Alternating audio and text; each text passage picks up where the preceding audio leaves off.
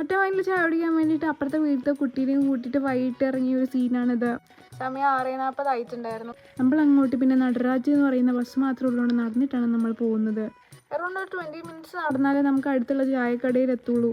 അവസാനം നമ്മൾ എത്തിയിട്ട് ഇവിടുന്ന് ഒരു കോഫിയും ആളൊരു ചായയും പിന്നെ നമ്മൾ ക്രീം ബണ്ണും 2 ടൈപ്പ് മധുരമുള്ള പപ്സുമാണ് വാങ്ങിയതല്ല നമ്മൾ കട്ട് ചെയ്തിട്ട് എല്ലാം ടേസ്റ്റ് നോക്കിയിട്ടുണ്ടായിരുന്നു.